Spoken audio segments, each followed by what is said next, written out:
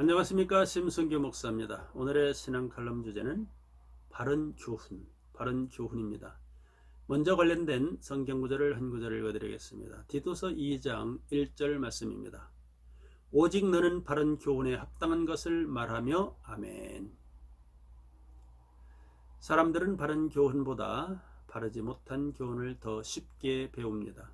왜냐하면 바른 교훈은 힘들여 배워야 하는 것이지만 나쁜 교훈은 배우지 않아도 저절로 잘 익혀지기 때문이고 또 사실 잊혀지지도 않습니다. 왜 그럴까요? 심성이 이미 날 때부터 부패져 있고 바르지 못하기 때문입니다.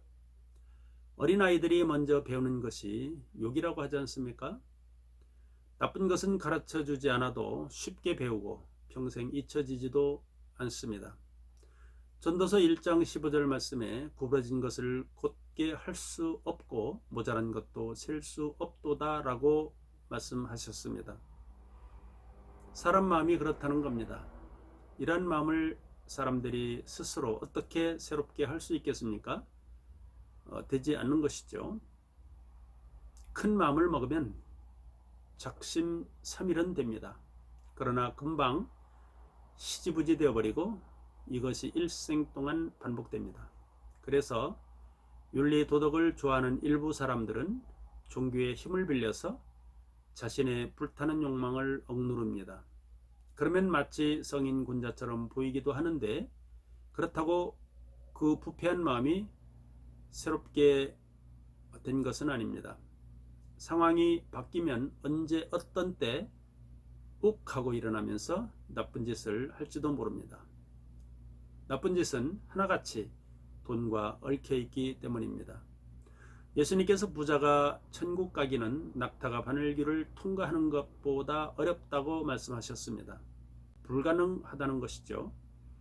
그러나 사람으로는 할 수 없으나 하나님은 하신다고 마태복음 19장 24, 26절 말씀에 주시고 있습니다.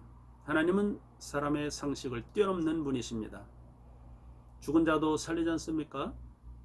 죽은 사람이 다시 사는 것이 상식에 맞습니까? 아니잖아요. 그런데도 예수를 믿기만 하면 구원하시겠다는 것이 하나님의 뜻입니다. 마치 낙타가 바늘길을 통과하도록 하나님은 그렇게 하신다는 것이죠. 이렇게 하나님의 말씀은 사람들의 윤리적 사고나 상식에 맞지 않더라도 바른 교훈이 되고 진리의 말씀이 되는 것은 그리스도의 피로 부패한 마음을 덮고 새롭게 하시기 때문입니다. 부패한 마음을 새롭게 하시는 것은 예수 그리스도의 십자가와 부활의 도리입니다. 성경은 하나님의 감동으로 떼었고 도리이기에 합당하고 바르고 의로 교육하기에 충분합니다.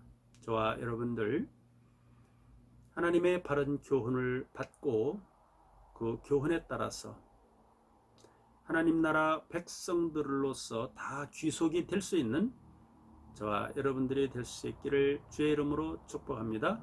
감사합니다.